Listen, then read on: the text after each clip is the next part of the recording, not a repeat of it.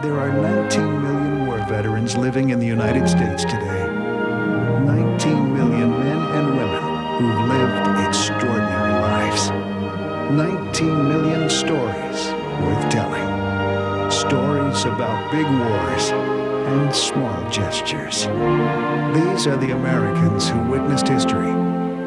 These are the wars as seen through their eyes. These are the stories of veterans from World War I, World War II, and the Korean, Vietnam, and Persian Gulf Wars. Each day, we lose 1,500 of those who served, and we lose more of our history as their stories go untold. Recording those stories is a part of America's history. The entire story will come together when you tell your part of it. Millions of Americans. Millions of stories. Tell your story. Ask others theirs. There's no story or sacrifice too small. I urge all Americans, veterans and non-veterans alike, to participate in this very, very important project. Veterans help to shape our nation's future. And only by understanding what they did for us can we truly understand the price of freedom. Hello, my name is Frank Boring. I am the Director of Oral History at the Michigan Military Preservation Society. We are a nonprofit organization that's building the Michigan Military Air, Land, and Sea Museum at the Gerald R. Ford International Airport. What you've just seen is an excerpt from a promotional film that was put out by the Library of Congress Veterans History Project. The Library of Congress Veterans History Project is an attempt to gather material, oral histories, documents, diaries, letters from all over the country of our veterans. Here at the Michigan Military Museum, we are a partner archive with the Library of Congress. What this means is that all the materials that we gather stay here in Michigan. We identify them, we put them into a database, and we will make them available to future generations to access through our website. What you're about to see is a raw, uncut oral history interview. At some later date, we will actually edit these and make them available through the schools. At this point, you will have an opportunity to see what it's like to have an actual oral history interview. These will be going on each week with a different veteran. We hope you enjoy. Al, let's begin with where were you born and when? I was born in Lowell, Michigan on October 24th, 1920. What's your early schooling like? Well, I went through grade school and through high school at Lowell. Graduated in 1938 from Lowell High School. Okay. What were your parents? What did they do? My father worked in a small factory in Lowell and for 43 years, and so that was our home for all the time I was growing up and later on. Mm-hmm. Did you have brothers and sisters? I have one brother and two sisters. Oh, that's great. Mm-hmm. Was this is a farm type environment that you lived in, or? I was born into that environment, but after I was real young, in probably grade school, my folks moved into Lowell, and from then on it was more of a small town environment. Mm-hmm. As you got through high school and after high school, an event happened that was traumatic to the entire country. That was the attack on Pearl Harbor. I was just wondering, where were you and what happened? What was your reaction when you heard about that? I was working or studying in an aircraft school in Wichita, Kansas during that period, and on December 7th of '41, Sunday afternoon, I was out in Wichita listening to the car radio, and I heard that devastating news. What was your reaction? I was just awestruck and disappointed, almost discouraged that as a young person I would likely be involved in the near future in a war. Mm. Yeah. How old were you? At that time I would have been 20 years old, 21. All right. So what did you do? You finished up with the work that you did, and then? Within 2 weeks, I was working in Detroit in an aircraft plant that was making sub-assemblies for A-20 bombers. Okay. And I worked there for just 3 or 4 months, and I enlisted in the old Army Air Corps. Right. Yeah, some people may not know that we didn't have an Air Force at that time. It was Army Air Corps, Navy Air Corps, Yes. Marine Air Corps. Just out of curiosity, why Army Air Corps? Did you have a choice? I mean, was there options for you? I desired that. I'd had just a little taste of flying. I had been in some small planes on several occasions, and it was exciting that maybe I could get into the Air Force and at least be in the Air Force and possibly fly. Okay. So once you enlisted, you went through the cadet program. I went through the cadet program and was sworn in at Tiger Stadium on July 4th, 1942. And I was not called up then to be in active duty until February 12th of 43. Okay. What was the next step after cadet training? Well, it was sent to Nashville, Tennessee for classification. A week or so later, I was in Santa Ana, California in pre-flight school. From there, I went for 8 weeks to primary training at Tucson, Arizona. That was a civilian air training base. 2 months more in Pecos, Texas, where we began flying military training planes. Okay. VT-13, BT-13s. Okay. You had mentioned earlier about classification. What does that mean? Well, classification was a program or a designation as to whether you were qualified to be a navigator, perhaps because of mathematics or because of whatever. And some men went into being gunners, some bombardiers, and I was interested in learning to fly. Okay. So each stage then was specifically designed to get you from this kind of training to that kind of training, and eventually you're moving along, so to speak, in your training as a pilot. Yes. By the fall of 1943, I was in training in multi-engine aircraft at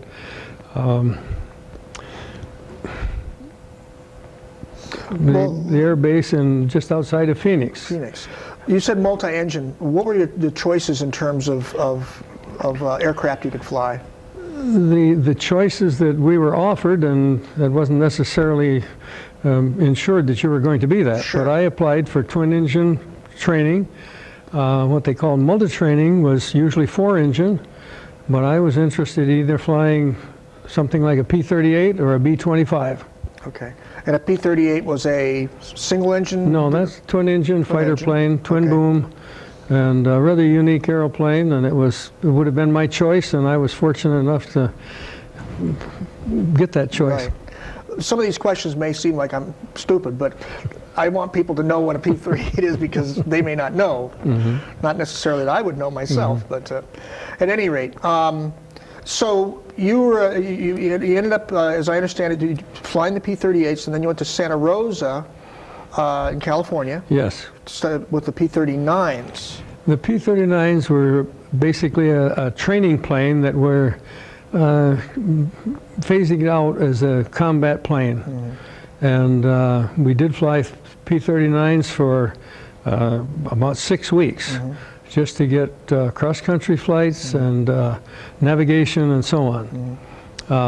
Shortly after that, I had the privilege of flying some brand new P-63s, which were also a Bell aircraft plane. But from there, in the early 1944, our outfit was transferred to P-38s at Santa Maria.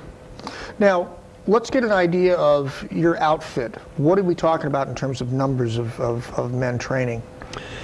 There were in the range of 50 to 60 in the class after we had graduated. Okay. And basically the thrust was to get us into fighter planes, which would be either escort or dive bombing or strafing.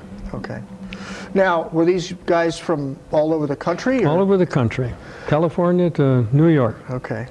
Where did you stay? You had barracks or? Stayed in regular barracks, and approximately half the time was in classrooms, and the other half was on the flight line or in the air. Well, the thing that's fascinating is that, you know, most of these guys had never been outside of their own home state or even their own hometown, so to speak. Suddenly are in the barracks together. Give us an idea of what that was like in terms of... I would say it was educational. Okay. I learned probably more at that point in time about other areas of the country, even cultures. Yeah. I was in training with a man whose parents had come to California as Italian immigrants, and he had very, very strong family ties, and I was quite close to him. Okay. Were there any guys in particular that you hung out with, this gentleman being one, or was it more of thinking of as a whole group? I would say as a whole group. It was a very intensive period of training. We didn't have much time to be off the base. The war was turning in the favor of the Allies, but there was still a lot of war ahead. You know, that's an interesting point. How did you get your news during that period of time? Well, we had radio. We had a lot of news from home. I had letters from a girlfriend that was quite regular, and even home newspapers that were mailed to me. That brings up another point. You met a young lady when you were in high school, right? Wasn't it high school? No, she was in high school yet. I was out of high school, and okay. We were actually engaged just a week or two before I left for the Air Corps. Wow. Well, she comes up a little later on in the story, so we'll just leave it from there. I guess I've talked to a lot of pilots in my time, and there's a real sense of exhilaration when you find that you've made the cut, so to speak. You've gone through these different elements of training. At any given time, you could get washed out. Is that correct? That's true, and very often it would mean going from pilot training to being a navigator or a bombardier, possibly moving up to a co-pilot's place in a bomber. But I would guess that, thinking back, that probably a third to a half were transferred from one program to another, partly because of qualifications and sometimes just because of persons changing their focus on what they wanted to do. Right. So you make it through. I made it through and was very glad to graduate from Williams Air Force Base at Chandler, Arizona on December 10th of 1943. Okay. That had to be one great day. It was.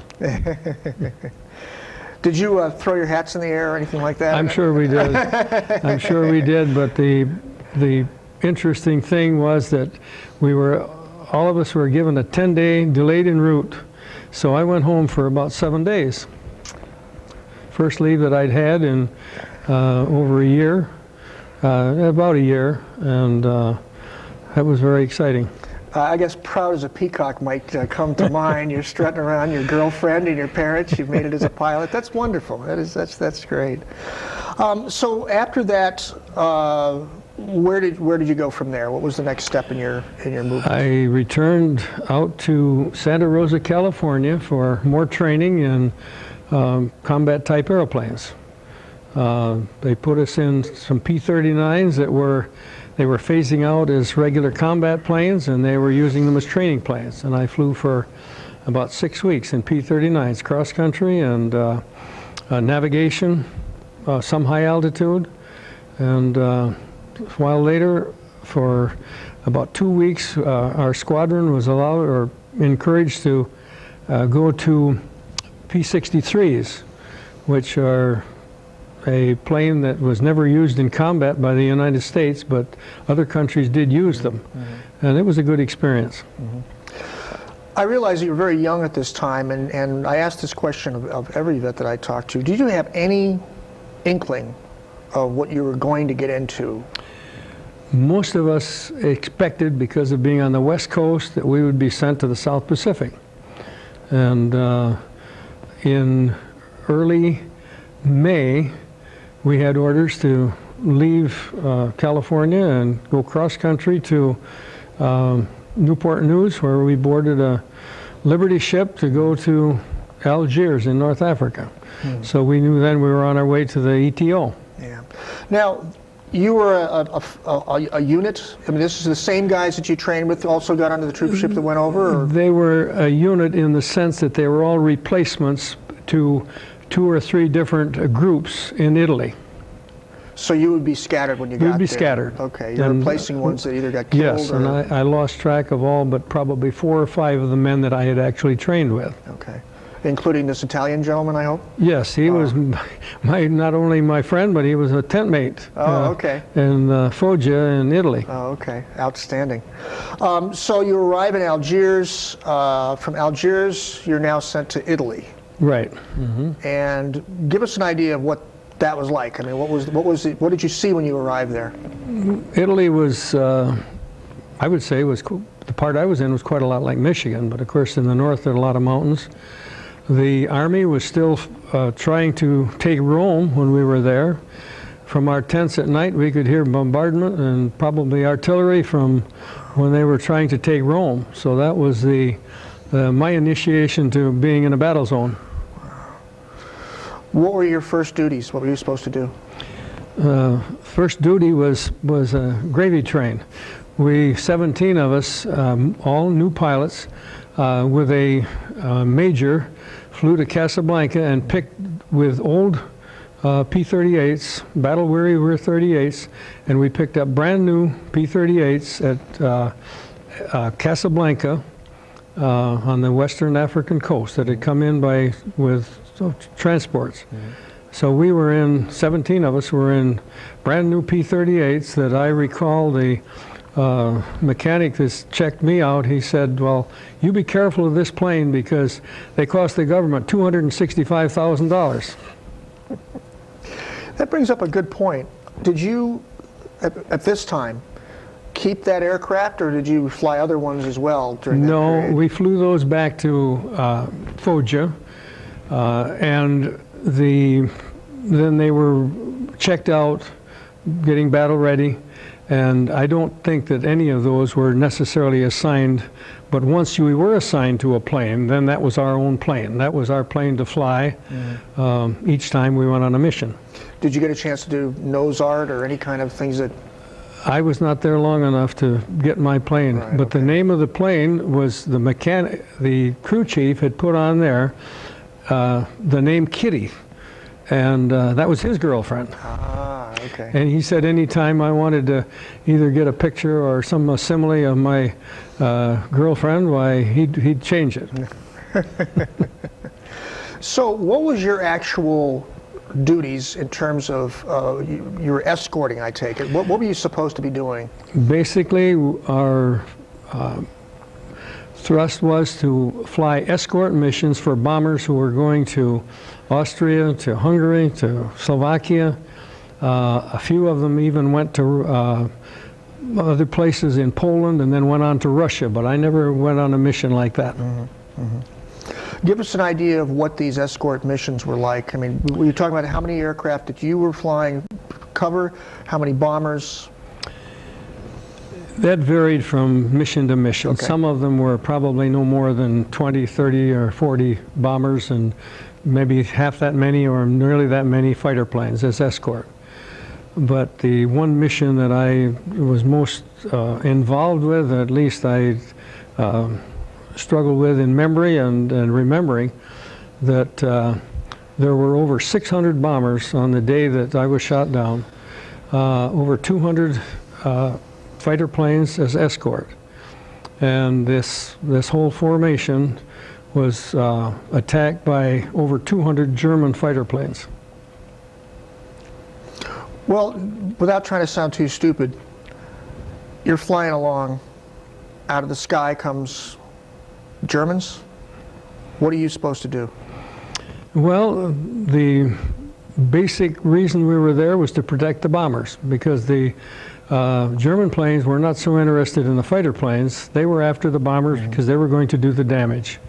And the American planes were to keep the fighter planes away from the bombers. It's rather simple. What was your first, we won't go into the 15th flight, we'll go into the first 14, so to speak. What were some of the engagements you had? Most of them were interesting and educational. I was still in a type of training because of being a new pilot. And one occasion I did fly on a mission to northern Italy to bomb a railroad tunnel. That was only one of my missions. One other mission, we went on a strafing mission to an airfield near Budapest. Damaged probably a dozen German fighter planes and did some damage to the airport.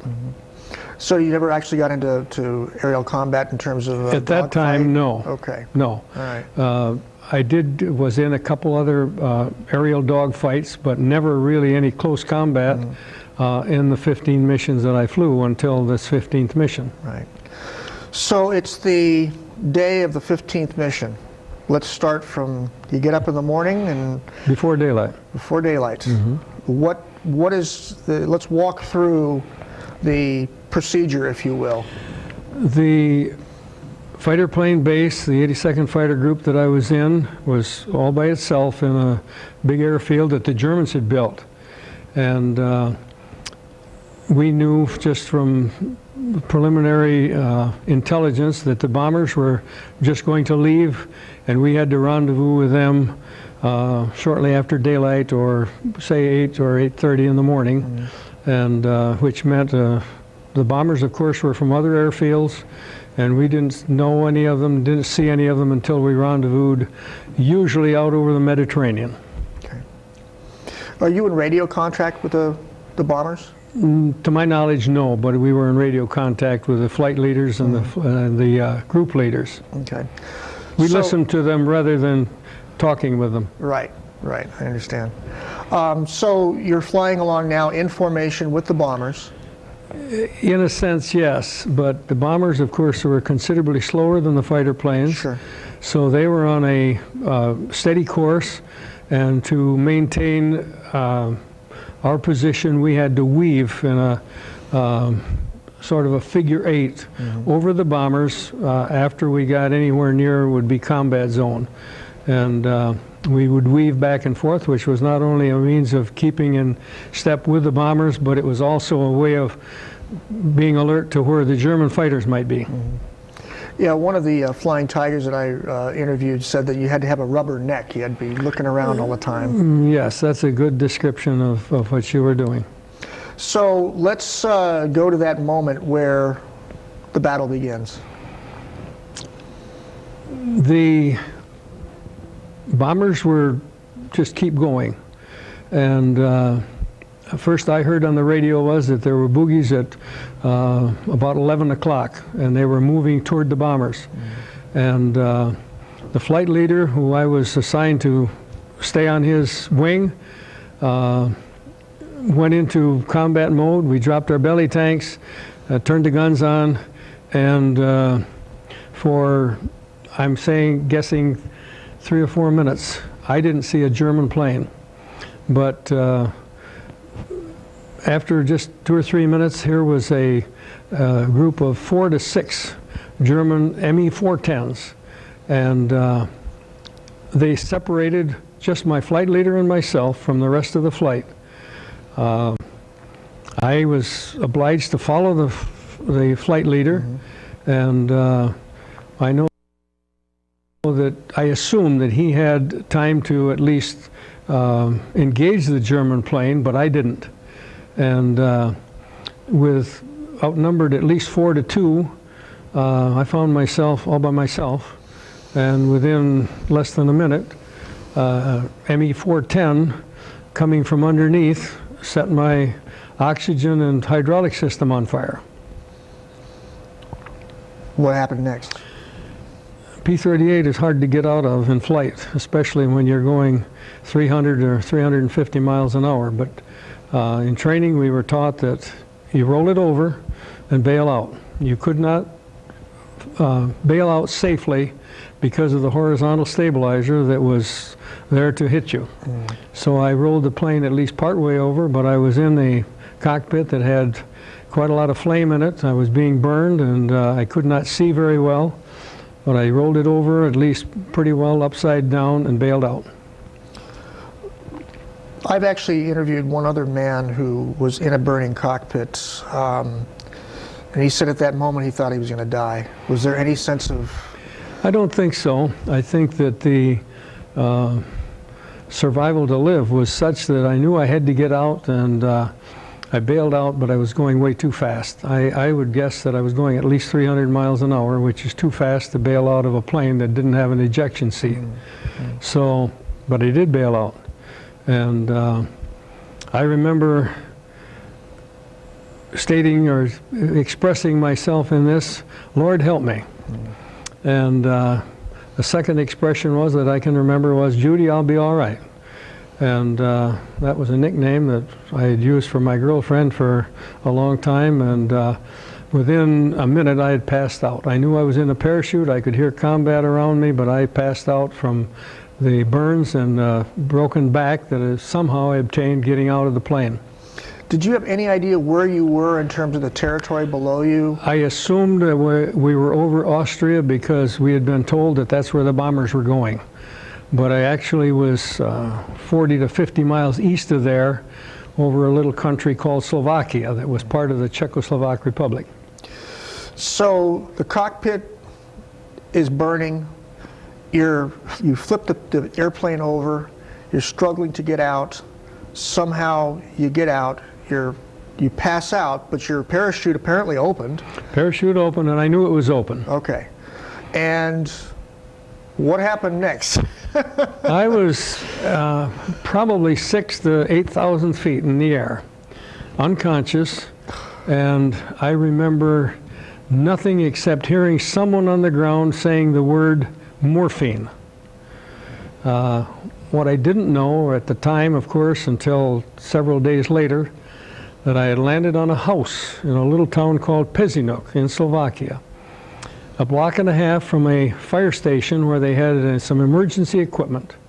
They put me on a stretcher, bandaged up the burns, put me on an ambulance, and took me to the capital of Slovakia, which is a city by the name of Bratislava. You showed me a picture, a remarkable picture that many, many years later, you open up your mail and there's a picture of you lying on that cot, completely unconscious, looking actually dead to the world. So I've actually seen what you went through, but there, at some moment, you woke up. What happened? I woke up, became conscious in a hospital called a Slovak National Hospital in the capital, in a bed, miserable, and a nurse was talking to me in English, which amazed me. And later I found out that she was a Catholic nun who had been in a Slovak hospital in South Dakota for 7 years before World War II started. In 1937, she went back to her home country for a visit, and in 1938, when Germany began occupying Eastern Europe, she was not allowed to return. She had intended to. So for that first 18 to 24 hours, I had a personal nurse who could speak English, and every other conversation that I was listening to was totally strange to me. Yeah, let's go back for a moment. Before you heard her speak English, when you actually woke up, you heard foreign language around you. Yeah. Where did you think you were? I thought I was in Austria. I thought I was in, I just assumed in that state that I was in that it was German, but it didn't sound at all familiar. Okay. Were you in pain? Very much, yes. Yeah. Had some rather severe burns, and I had what they told me was a compression fracture of 3 vertebrae in my low back. And later I found out that I had a rather severe muscle hernia that was repaired after I returned home. I guess, did you must have tried to reconstruct what actually happened. I mean, the parachute and you fell through the roof of a house. Well, it landed on a slate roof of a house. Okay. And slid off the roof into what's called a courtyard over there. And I remember none of that. Well, yeah. And these actually firemen put me on a cot, took me that block and a half to the fire station, and gave me medical aid until we got to the hospital. So it might be safe to say that if you weren't unconscious, you might have been killed. I mean, everything was so relaxed, I guess, that when you hit there and rolled over. I think so, yes. Mm-hmm. Yeah. Amazing. So now you're in the hospital. You're behind enemy lines, is that correct? Behind enemy lines, but it was the Slovak army was in control of Slovakia. What most people, or many people, do not remember, that Slovakia was a neutral country, designated that by the Germans to show the eastern part of Europe that they were like Switzerland and Sweden, I assume. Mm-hmm. That was on June 26th of 44, and late in August of 44, the Germans decided, because of all the reverses they were having on the Eastern Front and in Europe and in northern Italy, that they had to take over in Slovakia. There was also a Slovak partisan uprising at that same time in the central part, or the mountainous part of Slovakia. This is a partisan against the Germans? Definitely against the Germans, okay. And with aid, some aid from the United States, but more from the Russians, because they were close by. So here you are in Slovakia. You're still, although you may not think so, relatively safe because you're within the confines of the control of the Slovakian army. But now the Germans come in. Yes. So tell us what happened at that point. I don't know all the details because of language and because of the fear and the secrecy that so many people had, because they were in between the Russians who were approaching and the Germans who were retreating, not in the immediate area. Mm-hmm. But late in August of 1944, the Slovak partisans began an uprising against the Germans, and they literally massacred or killed quite a few German soldiers and some German officers in that period. So Germany, late in August, moved in, I've heard various reports of 300 to 500,000 men, some from the Eastern Front, some from Italy, and some from Germany. And they took over the country in late August of 1944. There was a big pocket of resistance in the mountain areas in Slovakia that was just favoring this uprising. How did that affect you? The Slovak Red Cross, up until this time, I was a prisoner of war of the Slovak army. Mm-hmm. When the Germans occupied the country, the Slovak Red Cross decided to protect me rather than turn me over to the Germans. I was still in the hospital, so they moved me from the hospital in Bratislava to a small country hospital at Skalica, which was approximately 100 miles north of where I had been. But 2 months later, with the Germans in control, they requisitioned the whole hospital that I was in Skalica, and the Slovak Red Cross put me in an ambulance again and took me back to the original hospital, hoping to find a place that they could hide me or something, because they were in favor, they were partial to the Americans and to the British, and they didn't want to turn me over to the Germans. Which is a very dangerous thing to do. It put me in a very precarious situation, because up till for that 2 months period, I'd been identified as a civilian in a hospital. I had no uniform. The only thing I had to show that I was an American serviceman was I had dog tags. Which you kept hidden, I take it. Which I kept, yes. Yeah. Who were the other patients in that hospital? There were, in both hospitals that I was in, there were German soldiers who had been injured just recently until they could be transferred back to Austria or Germany. There were Slovak army personnel that had been injured. One I remember vividly was a young man by the name of Vasil, who in the original part of this experience knew that I was not German, and he didn't have any idea that I was an American. But he knew that I'd been in the war, and he had been in the war and had lost his whole lower jaw, and they were reconstructing in this hospital so that he would have a jaw and some lips. I guess the thing that strikes me is that if I was laying in that hospital bed and there were Germans in there, if somebody walked up and asked me for a cigarette or something in German, did you ever think that this sort of thing might happen, or were you afraid? I was very concerned about it. And as they took me back to the original hospital, the Slovak Red Cross said, "We want you to be isolated other than the your bathroom facilities are across the hall," because in that room there was nothing but a little laboratory. So I was very careful when I needed to use the bathroom to see that there were not Germans or someone that was a stranger in the hallway. Boy, it's hard to even imagine the day-to-day, minute-to-minute, moment-to-moment living, and plus you're still in pain, I take it.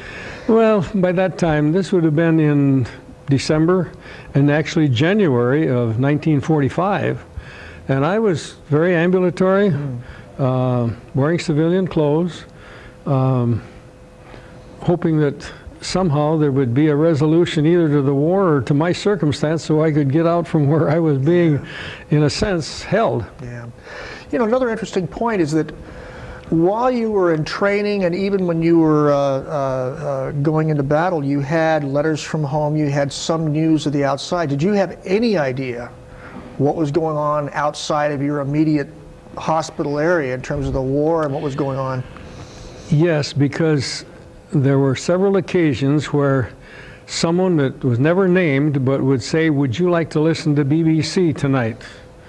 And would go to a different room at the invitation of a hospital staff, but the patient that they knew who was in that room would have a radio, and in the evening or rather late in the evening we could, a few times I listened to BBC telling about what was going on, and that was quite different from what the newspapers there, or that I was told about the newspapers or told about the news that was of course German control. That had to be a great feeling, to actually listen to an English voice and know that they're winning. And yes, it was great, and I think on the same level or even better was that on occasion I was given an English New Testament. I was given 4 or 5 National Geographics in English, and they were read more than once, of course. Yeah. Once again, that was dangerous, though. I mean, if somebody saw you reading English, I would think that there would be some danger involved in that. Well, not necessarily, because a lot of people there at that period in their time were studying English, and there were a considerable number of people, younger people in particular, who had learned English in school, and it was the rare occasion that I would hear English, but English was, they were interested more in English than they were in Russian or German. Mm-hmm. Who did you speak to, or did you speak to very many people at all? Early on, there were hospital individuals who, of course, gave me food and changed my dressings, and actually gave me a form of physical therapy for my leg. But after that, it was pretty lonely. Mm-hmm. Most people in the hospital, I think almost universally, they would not have known that I was anything but just a patient in the hospital. Well, you know, something that surprises me is that if they thought that you were Slovak, then how come they weren't talking to you in that language? Well, I was basically isolated. The last period of time from in November, I was told to stay in the room. I was told not to talk to anybody. There were times when I considered, well, I'm mute, so I'll just I'll ignore what people are saying. Yeah, it's smart. Smart. So in March of '45, I understand partisans arrived at the hospital. Is that about? Yes, and this was all arranged by someone unknown, or a group unknown. On a Tuesday morning, a lady speaking good English came to the door, the hospital, and said, "Could you leave Thursday morning?" And thought for a moment, yes, I would be glad to leave if it's an improvement. And She told me, she said, well, Thursday morning there'll be 2 men come here to the hospital and we'll have information or papers that will let you be discharged from the hospital. I have no idea how that was obtained. Even to when they arrived, they handed me papers that had my picture. I don't know how they obtained the picture. They took it when I didn't know about it. In actually just civilian clothes, not hospital garb, and handed me a very small suitcase with some other clothes in and motioned for me to come. They didn't speak English, and of course I didn't speak their language, except I had learned a lot of words, but the grammar would have been non-existent. So where did they take you? They drove to an area just at the east part of Bratislava. They stopped in actually it was a restaurant, and went in. They said, moment, meaning they'd be back shortly. And so I'm guessing now that it was maybe half an hour later. They came back and we started for parts that I didn't have any idea where I was going. And at the guard post at the edge of town, or the edge of the city, was a German inspection place where they stopped people coming into the city or leaving the city. You had to have papers to travel, and there wasn't much travel because of fuel limitations and military, and the war was going against the Germans. So the man that was driving showed the guard the papers, and he waved us through. That had to be a very scary moment. Well, it wasn't the worst. Because 50 or more yards down the road, there were 2 German soldiers hitchhiking. And the driver, and I assume it was in French, said to the other person in the front seat something that indicated, well, we need to pick them up. Because there was so little traffic, and actually a car with room in it was expected to pick up German soldiers who were hitchhiking. So 2 German soldiers got in the back seat with me, one on each side of me, no less, and I pretended that I was half asleep or at least very sleepy. And one of them tried to start a conversation, and in German, of course, and after about the second try, he says, "Ne sprechen Sie Deutsch?" which is probably a poor transliteration of German, but he understood it, and that was the last conversation they tried to make. Wasn't there something about 2 bottles or something? There were 2 empty wine bottles on the floor, and I just assumed that they thought, as I looked at them, that maybe I'd imbibed a little of that wine. You see scenes like that in World War II movies, and the tension is there watching the movie. I can't imagine what it's like to actually be stuck between these 2 Germans. Well, the length of time I was in the hospital, I think that I had practiced this and some brushes with circumstances that were hard to define. I think I appeared rather calm, and I prayed, and I pretended that I was asleep, or at least very sleepy. And 20 to 30 miles out of the city, they tapped the driver on the seat, they wanted to get out, and they went their way. Incidentally, they each had a rifle slung over their shoulders that was right in the back seat with me. Wow. So they get out, there's this huge sigh of relief maybe, Yes. At least a silent one. Yeah. Where did you go from there?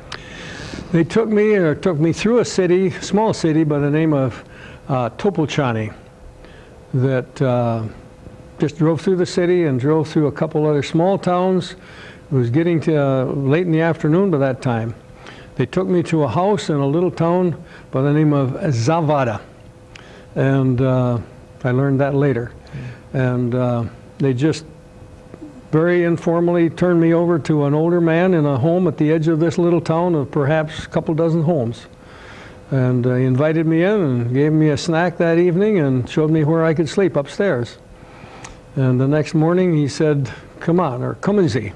Now that's German, but it was the Slovak equivalent of "come on," and handed me a little sandwich and a paper, and I had this little suitcase, and we walked for something like 3 miles up a 2-track, and came to a little settlement, not even a settlement, there was a house and a chicken coop and